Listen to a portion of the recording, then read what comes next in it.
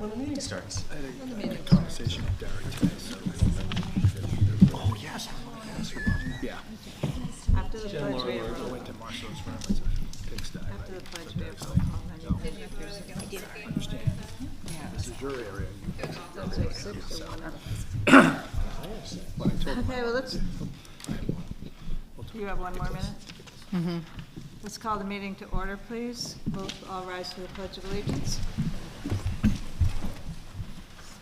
Pledge allegiance to the flag of the United States of America and to the republic for which it stands, one nation, under God, indivisible, with liberty and justice for all.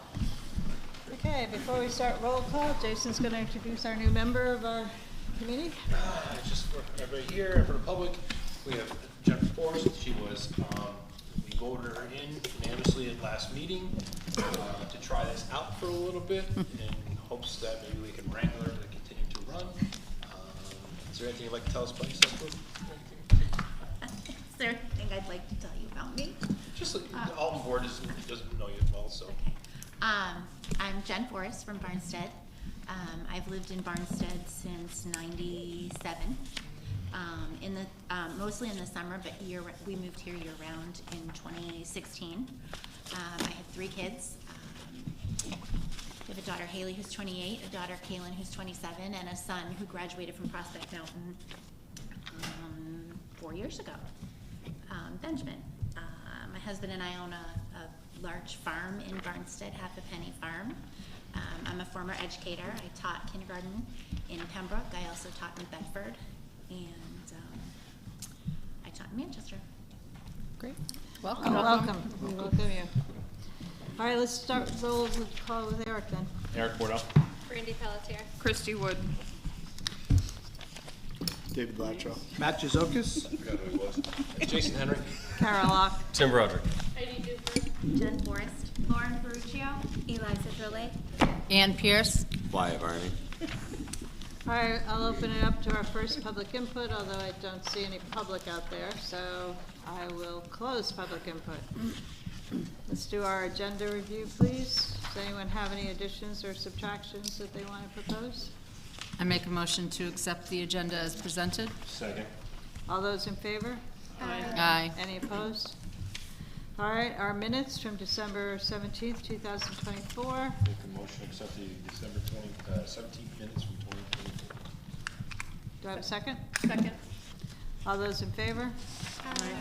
Any opposed? I'll Okay. abstain. I'm sorry, what'd you say? No, I said I'll abstain. I wasn't. You'll abstain, okay. So in our packet, we have several letters from the students urging us to look at our present internet policy, concerned that they're not getting online when they want to for research, et cetera. First, I want to say I admire them for writing letters to the school board. I think they were very well written, and I think they were very articulate about their needs. I did defer to David and the administrative crew to talk it out and what was going on. And essentially, we've had this policy for a very long time, where if the students want a website to review, they go to the IT department, they approve it or disapprove it. So we've had that in place for quite a while. I think what they're objecting to are the filters, the newer filters is what I'm hearing, the AI. But there are ways for the kids to be able to deal with this, and that's what all the administrators have been exploring, and making sure the kids are being heard is what we wanted. But Wyatt, with you in November, you had talked about not being able to get online. Was your fix a good fix, where they gave you a different platform for your Chromebook where you could go on or something? I'm not sure what. There was a website you could get onto that they were going to You were saying allow you to go to. certain. Yeah. Has that worked for you? You brought it up in November. You were just saying that you've had a lot of things blocked. Yeah, it felt like a lot more. Oh, yes, I remember now. Referring to a prom venue, I think, because it was a winery. So it was just, I wasn't able to look at it because it was sending me to a substance abuse warning. Yeah, I didn't bother end up getting it unblocked because we found another venue. Oh, but, you did? Okay. It's just like things like that sometimes can be a little discouraging for students when they're doing research because it's takes time and it's tricky when you're trying to do research for a project and you're like, oh, you know, this website's blocked. I can either go through the trouble, get it unblocked, maybe, or I can just try to find a different resource. But in the same token, obviously those filters are there for a reason. For a reason, right. Which I was given a very helpful slide showing some information to help inform on. So now I'm better informed to help pass along the word to the student body, and I think that's been positive so far. So it's just going to take some practice on their part to go to the administration or go to the IT and ask about it. And hopefully teachers are helping you out by giving you some websites to explore when you're asking kids to research. Maybe there are websites that they can have available when they enter the classroom. You know, hopefully that's happening too. From my experience, typically they do. Hopefully it's a quick turnaround. You want to say something? Yeah, real quick, just, so Matt Dumond and our IT folks have prepared presentation information, slide decks for our staff in the past. We have a slide deck that went out to staff in November of 2023. The law underlying this problem is the Children's Internet Protection Act, SIPA, passed first, I think, in the early 2000s, and the rules around what public libraries and public schools have to try to filter, I think were last updated in 2011. So it's not new. But I do think every time we put in new hardware, new content filters, new firewalls, we probably have to go back to the beginning of the modification curve to put sites on white papers so that they can be allowed if they're blocked automatically under the terms of law. We also have a law passed in New Hampshire in 2018 that imposes, we have the second most restrictive state laws in the country around public school data privacy. And that's by act of the state legislature about 6 years ago. There are ways for staff to come to IT or for students directly to ask if something can be allowed. The answer is not guaranteed to be yes. It's not, oh, I had a legitimate interest or reason to do this research, therefore I should be able to access Pornhub. Nope, that's not going to happen, right? Yeah. So it's not always an automatic, because we want it unblocked, it'll be unblocked. But there is a mechanism for students or staff to go back to IT and ask them to take a look at something. It ultimately, if parties can't agree, we have a principle, and there have been instances where one ended up on my desk last year because some staff absolutely felt like it was critical to have access to Pinterest, which we don't do. And we still don't. It made it to me, and I synthesized the information and made that decision. Any questions? Again, I think the letters are very well written, and so I appreciate them reaching out. And it certainly made me more aware of what we're doing in school for internet safety. If nothing else, it made me more aware. I just have a quick question for clarification for ease of access. So when students are working on a project and they're getting blocked, I imagine it's frustrating to have to stop what you're working on. I agree. What is the process for coming down to IT? Are we able to simplify this with an email request, or is it physically coming down to the library to have their Chromebook looked at? So generally speaking, if they're doing something legitimate, all they have to do is have a staff member request it, and we take a look and go, okay, then we'll unblock it. So just a quick email to you? Yeah, a quick email from any staff or a ticket, and we've unblocked it. And one of the concerning things I just had is I never even heard from most of those students. And I do agree it was well written, and I understand where they're coming from. That could be frustrating. But it's usually done by category, and even though we're using a new system this year, last year's was an AI system as well. And we ended up dropping that system because of one of the other functions of the filter is student safety, like, you know, self-harm or any of that, things of that sort. So we only implemented what the filtering company said, this is what you should have checked off by their recommendations.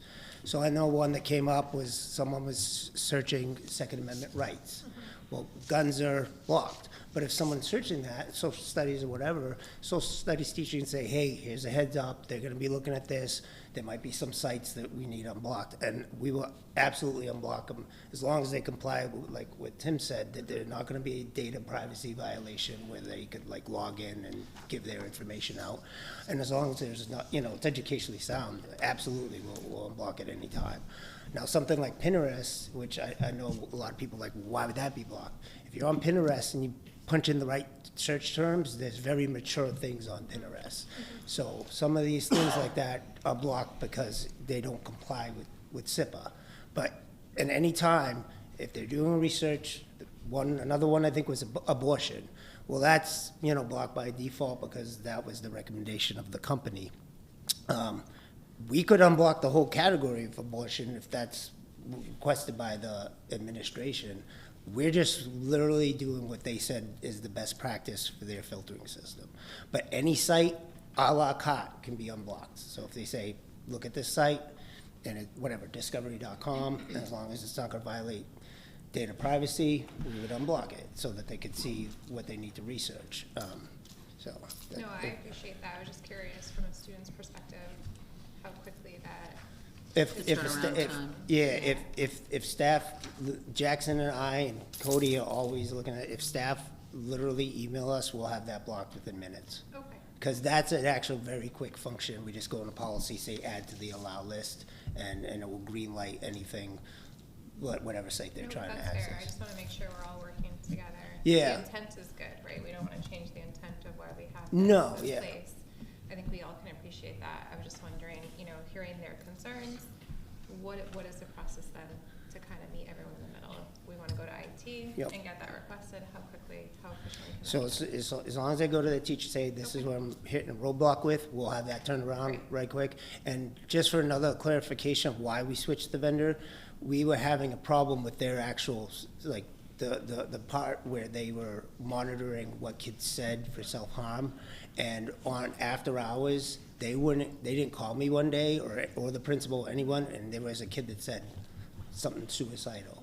And then I kind of went back and forth, and it went all the way up to their, like chiefs, like their CEO was on a meeting with us, and they wouldn't bend to say, because we basically said, we want to call after hours for any time someone says something suicidal.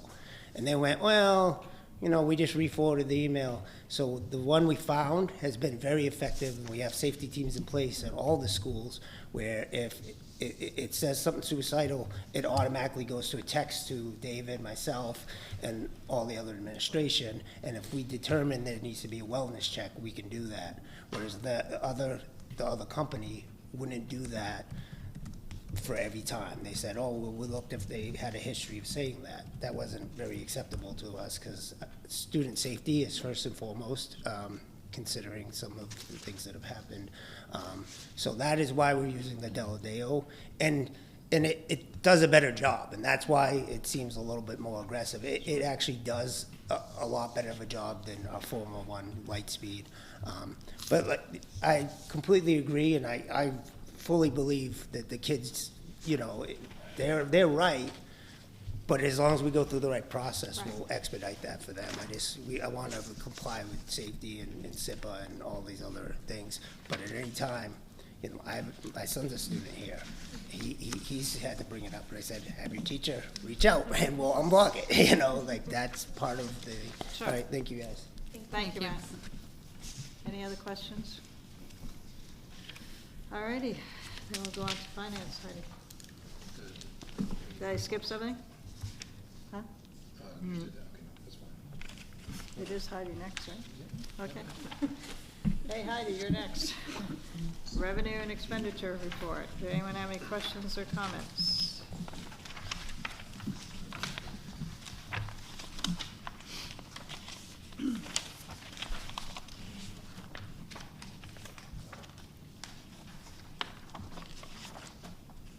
I'll take any questions. I don't have anything really to report on at the moment.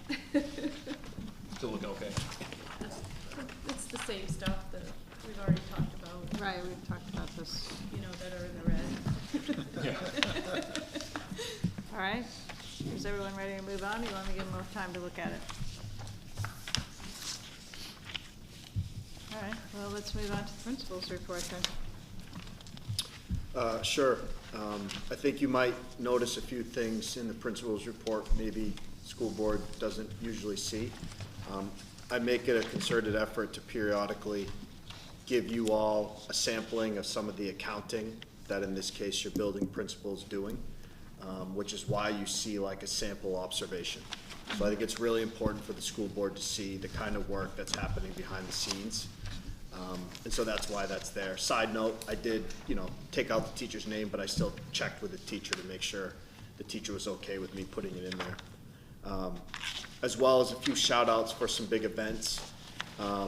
And periodically throughout the school year, I'm always doing some best practices type of things. You'll see a link in there related to, maintaining professional boundaries with students, which is always just a good thing to remind everyone of. And a correspondence that I gave to the department leaders about things they need to be mindful of to work on with and within their departments. So you see a sampling of some different, as I said, behind the scenes type of work and correspondence and type of things, just so as the board you can see some of those inner mechanisms, so to speak. So happy to take any questions or add any more detail to anything if people would Was like. this an established evaluation format? Yes, it's a long-standing format. Okay. We're hoping to look at it again in the future. Sure. We'll leave it at that, but that's what we have in place right now. Right. I really focus on the written part. So Sure. if you really hone in on the written part, that's where I can really get into some detail with trying to support teachers. No, I appreciate the different information. I think Yeah. it's helpful for the school board to be aware of all of that. Agreed. Thank you, David. Building and grounds, we have our walkway lights have been installed. The original ship, it was the wrong again. Huh. It's gonna be tell ya. resent. We've done a real saga with these lights, haven't we? Yeah. And then the booster pump, irrigation pump project, there's something that's not compatible, is that what I read? Some kind of part isn't, but they're working on it. They're working on it. There we go. And the digital sign is up and running. It looks very nice in my mind. I thought it looked fairly good. Any questions or comments about building and grounds? Thank you as The always. digital signs at all of the schools right now have very basic Yeah, so that's, presentations on them. We're talking about the best way to make those dynamic without putting too many hands into the process, because we want them to be high quality and accurate as well as timely. So probably over the course of the next month, you'll start to see more timely changes in those, as we just want to make sure we can do it in a way that stays pretty well controlled. It's really easy to throw a logo or a picture up on these things and have it look terrible. Really, really easy. So we're trying to crawl before we run. I will say, some feedback my husband had doing driver's ed is that at night, the white background is pretty aggressive. I don't know if you've heard that, but like, I got it. with new Yeah, that's good, drivers thank you. and they're like That's good to know. turning out, he's Yeah. like, it's a lot, like, looking at that. So. Yeah, and also keeping the slides to like 2, maybe 3 tops. Right. There's so much cycling through. So this Just, is I mean- nothing compared to what so this is a really interesting conversation for me, because some of our stakeholders are like, oh, and we can put that on, and we can put that, and we could have, 8 minutes of 26. But you're never gonna see all of it. So, And so this is us trying to show a lot of restraint just right gonna now. pull over and sit there. I might park in the parking lot, just watch it. Come on, kids, we're going to the movies. That's a really good note about the bright white, though. Thank you. Yeah, he 'Cause asked, we like, they do timing-wise, turn off. like, I don't know when about it the high does. school one because it was the last one to go on, but they do turn off at 9 o'clock at the elementary schools. Did you want the high schools to do the same thing? We should curfew them all at some hour, although I do personally think here at the high school it's less of a big deal, yeah, that's not considering an that immediate there's no residential resident, Right. right. concerns down there. But there's no reason to run those things overnight, in my mind, unless you all want to tell us to, but. Who updates them right now? So right now Matt's group is doing it, but what we're hoping to do is create templates that staff in our front offices can modify so they can access 2 or 3 of the slides to do things like the sports schedule, the other meetings schedule, but then have other things that they don't access that are either static or we change periodically. And I think, 6 or 8 slides total in a rotation, that are each up there long enough to read is probably the maximum. You think 2 or 3? Well, if you're driving by, Just driving, I mean, yeah. you have how many seconds to see something, and if you're constantly changing like 6 or 8, the odds of you seeing all 6 or 8 are a lot smaller. Yeah, I mean, even if you're driving by throughout the day. So if you wanted to, no, I get it. I hear you completely, Christie. So if you want to get sports schedules right, what's at the school this week, but even a week is a lot, because you could be listing 8 things. That's too much. You can't read 8 pieces Right. of information off one screen. So even if it's tonight, right? But then we like there's a school board meeting here right now. So that is something we would put on the sign, one slide, one screen slide, whatever you want to call them, by itself, right? For several days prior to the event. Same with basketball games. It doesn't take long if we have basketball this Wednesday, which I believe we do, and we also have basketball on Friday. We're at 6 or 8 screens. We haven't even tried. And you know what I mean? Like you don't have to go too far into the future to have a lot of things, because you really can't pack too much onto the I screen would at trust one your time. judgment that you all could I'm looking for the perfect person to delegate this to. refine That's what the I'm doing. process. I don't think that we need to really drill down into it. Well, I do think we'll probably give James and Amanda access to what's the athletic announcement, right? We'll probably give Dave and Laurel, what's the other next big thing that's happening. It'll either be too much information or people will complain that we left something off, right? And when we get both complaints on the same day, that's when we got it right. There you go. It's a work in progress. That's how it works. You could Become a also, part-time like job for the within the elementary, staff they have board. like STAR testing that incorporates more of the school body. Yep. Or half day on Friday and try and pick the bigger things and then dwindle down. But the school had the advertisement for the holiday concert, which was over. Yeah. So. When we it's a have work in progress, I when we guess. have somebody in the school office able to access whatever their screens are, Yeah. to edit those, they'll be able to remove the thing that just happened and put up the next thing. We're trying to figure out right now, like you may have noticed looking at, it might have been that one, it was over an image background of mountains, and I felt was really hard to read. So part of what we're trying to figure out right now is what reads, what doesn't read. Blue background, white letters, good. White background, maybe not so good. Text over image, tricky, maybe not great. That's the kind of stuff we're just trying to figure out right now. And there are other schools with them, so it might be worth even calling one and just saying, how do you manage this? 'Cause There are a lot of schools that do solid colors with either black or white letters on them, and really keep it to that, even though the screens are able to do much more. Right. All right, we're on to Wyatt. All right, just want to touch on our sports records. Boys varsity are currently 6-4, so as many wins as we had all of last year.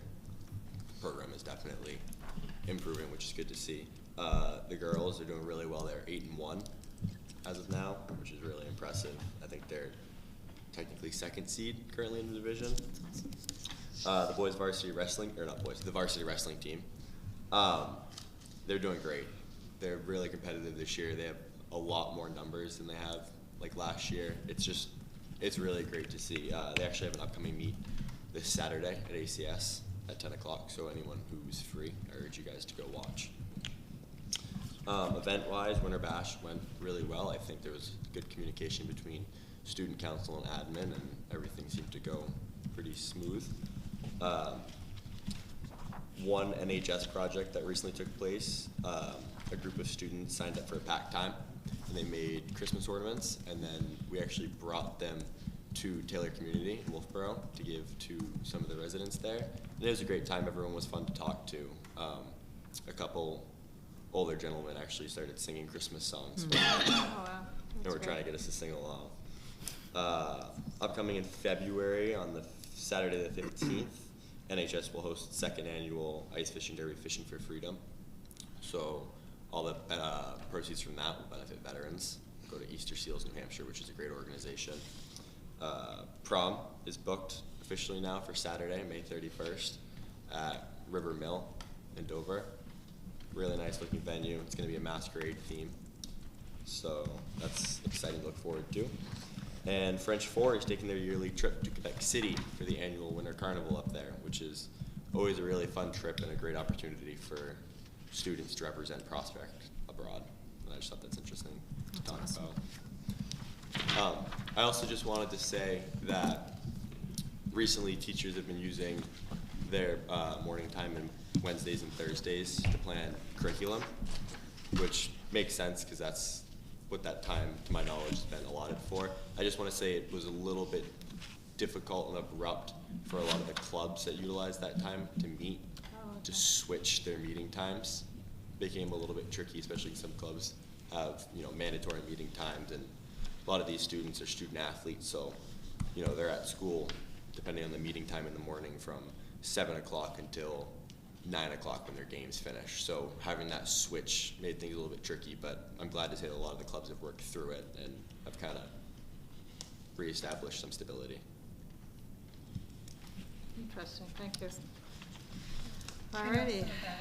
Just on the heels of that, thank you for bringing that up, because my daughter, she's in the LRTC program, so some of the clubs she's in, they always met in the morning. She wasn't able to attend because they're already at Kingswood, so now she's able to attend the afternoons, but you're right, there's always a little bit of give and take, but it's good to hear that it's kind of working its way out, because if it was still a concern, probably want to revisit it to make sure it's working for the majority, but she was happy to have the change for a little bit. Yeah, because now, so for National Honor Society, our meetings are split. We have the option to either go Yes. Tuesday mornings at 7 or Wednesday afternoons after school. Which is great flexibility, so thank you to the advisors too. for Yes, making that definitely a happen. big thank you to the advisors and the officers in those clubs for, you know, putting the extra effort to go to 2 meetings a week instead of 1. Not enough time in the day, but No. it's good to see it working out. Good. Any other questions or comments? All right, thanks, Wyatt. We're on to our technology report. Are there any questions for Matt?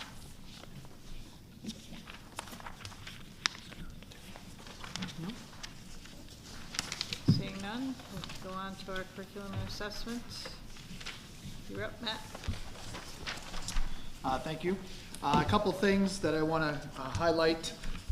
Response to intervention workshop. One of the things that we've been working on as a whole system is really kind of taking a look at data and how do we use that data to help drive some of our instruction, but not only instruction, but interventions.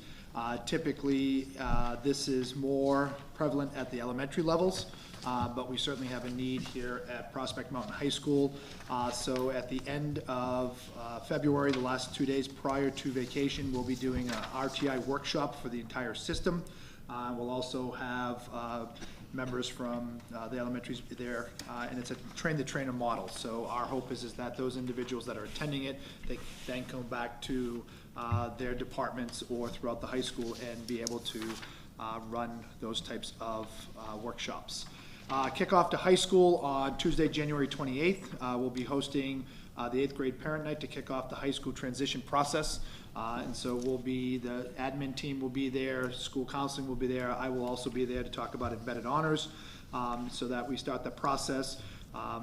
The school counseling department will be heading to the 8th grades to have conversations there, but this is a good way for parents. Typically the parents are the last ones that we talk to in the process, and it's sort of like, hey, we have this program of studies, and by the end of the week you need to submit all this stuff. So we want to start the kickoff with them first to kind of give them the overview of that.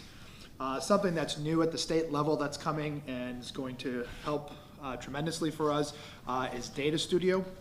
So we will have not only our state data from SAS and the SATs hosted in one spot, but also we can start uploading our STAR assessments to that as well.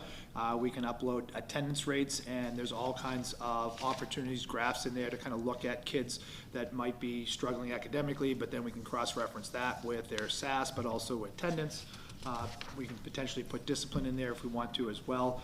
So the state's working through that process right now. They're hoping to kick off sometime in March. So next year we'll be up and running with that. STAR testing, second round will be happening, and the window goes up until February vacation. And lastly, I just sent around to you, I had asked Elizabeth Kahn to join us this evening to talk a little bit about her department, the Social Studies Department, and their approach to embedded honors. Unfortunately, she wasn't able to make it tonight, but she did provide you an overview. A couple of quick highlights on the overview. I think that Liz has done a great job in working with her department.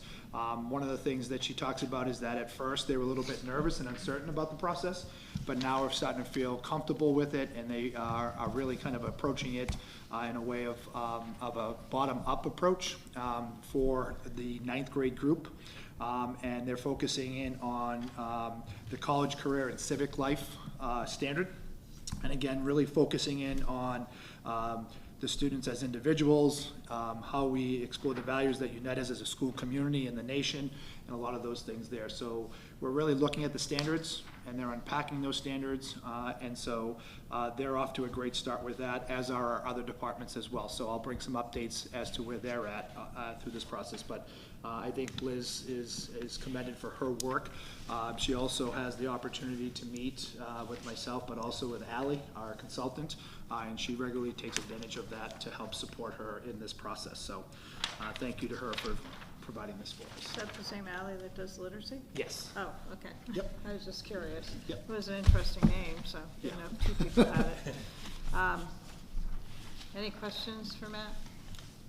I appreciate that she took the time to write all of this. Is it possible that we hear from all of the departments on how they're coming together, not just for social studies, but for the other Absolutely, yep. programs? Yep. Kate Barber was here several months ago from the English department. And then I can have Luke Lafreniere and Tom Owen come in or provide a document to give you the outline. They can just write letters. Yep, no problem. Thanks, Matt. Yep. Any other questions or comments? So the goal is to have all of the 9th grade and embedded honors classes when they come in the fall, Correct. every subject. Okay. And are they gonna be the only class moving forward with the embedded honors, like the current students are gonna continue their Correct. process? Yep. Okay. There might be some classes down the line where there's mixed classes, but that process will be the embedded honors approach. Most of our UA classes are already doing that because they have multiple levels in every class, so. Okay. Any other questions or comments for Matt? Thank you. All right, thanks, Matt. Thank you. All right, we're on to you. Kim? I only have two things on your agenda. One is we received Drummond Woodsum's annual rate increase letter, which should be in your packet, right? It's right there. So I'm seeking either your approval or direct me to go out to bid for legal services. What's the percentage increase? All right, killing me. Debbie? I'll find out, Mr. Oh, It's a range. I mean, it's gonna Yes. range. It depends, so they Yeah. have our attorney who's at the top end, and then they assign other lawyers on their staff. I that just they want to know can what's from last time. At lower rates. I'll find out. But I'll make a motion. I was with- gonna with, make a motion. Drummond Woodson, because they've done a very good job with us, so. Second that. any more discussion? All those in favor?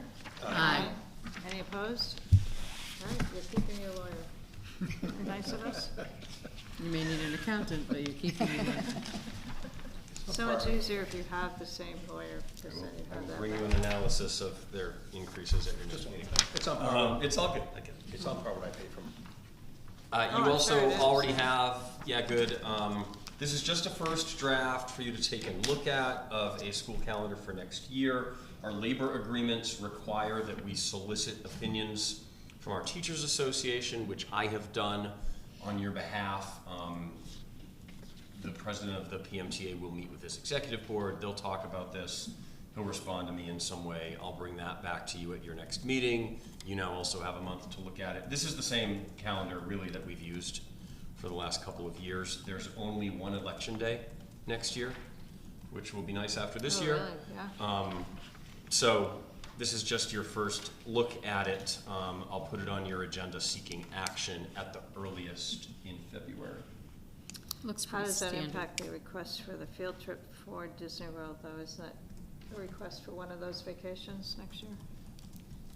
We follow the state's recommendation for vacation weeks, which Okay, I was just curious, pretty because much, I know he's asking. one year Governor Wentworth didn't, and then they ran around and changed it. I so mean, that they did. the trip to Disney World only takes the 2 days of, before February break, so I don't really. I haven't seen that piece, was it in? Yeah, if you look at the packet? field trip permit, it says there- departure date and time 2/19, and the February vacation would start on the 20th. So they'd only No, but what I'm miss, saying is if we change that, that would impact. I would not want to change I that. wouldn't either, but No. I'm just saying if we don't, if I- we approve their trip, it kind of locks us into that vacation, which is fine. Yeah. We've had the same February I think that's vacation pretty week probably standard. for 20 years. Yeah. There was one year where it got changed at the last minute. That was the Just year thought I'd mention probably that Wentworth threw us off really temporarily. Yeah. Okay, so, first draft, we don't need to vote on the calendar.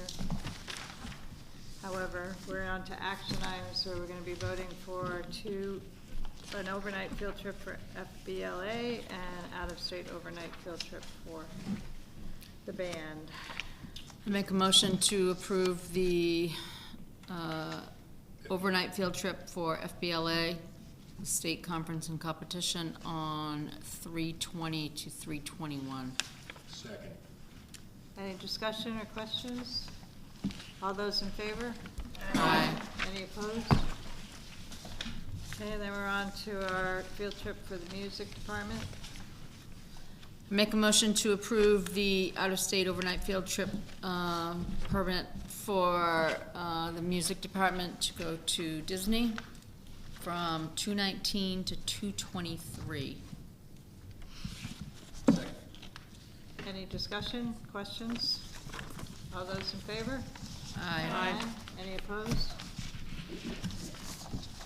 Alrighty. Personnel? Do we have to get those- Make a motion to approve new special ed case manager, date of hire 1/21/25. Second. 121. All those in favor? Aye. Aye. Aye. Any opposed? Alrighty. Did I mess that up? No, but when you say like that, it's hard to follow what it says. It's a budgeted position that's been vacant. Yeah. Yes, I was happy to see that. Yeah, that's great. We have any public input now? Matt? Oh, man. Although, I don't know. Trying to beat a record. What are you doing? He's not a resident. So, 2 weekends ago, the Granite State Challenge team did go and compete. Unfortunately, they lost, but I just wanted to applaud all 4 of the members and their coach, Amanda Vanderlyn. They did a really great job, and it was really fun as a father to see my son compete in that. So I just want to give that acknowledgement. I think Ms. Vanderlyn did excellent with those kids, and from Jude's perspective, he had a lot of fun. So, and the kids did great. They just went against a team that had a super genius. So, but it was very fun to watch. So I just wanted to say Great, that. thank you. for sharing. Very cool. We appreciate it. All right, future agenda and follow-up items. Any future agenda items you'd like to, Budget, I'm sure. budget? Budget calendar. Analysis of the percentage increases in Oh, good wages. lord. I don't want analysis, I just want. All right, all right. I think Cost we should benefit beat that dead analysis. horse. You know what? I'd like a flow chart. Charts and graphs, don't you worry. Be nice to hear feedback about the parent meeting too, just to see what people are saying and thinking for next year. 'Cause it is a big change. Anything else? We need to get a policy committee Yes, we meeting do. scheduled. Policy committee meeting? Okay. I think the finance committee's done, right? Want to hang around for a minute and figure that out? Yeah. Yeah. When we're done. Do we need a non-public tonight? No, it's fine. We had one scheduled, Yeah. we had to reschedule. Yeah, a couple of times. All right, so it looks like we don't need a non-public. That's a shocker. All right, so future meeting date is February 18th. 2025. Motion to adjourn? Second. Any opposed? All those in favor? Aye. Any opposed? All righty, I guess we're adjourned. That's amazing. Hey, Ann, I almost beat your record. I know, you're Sorry. good. This didn't happen.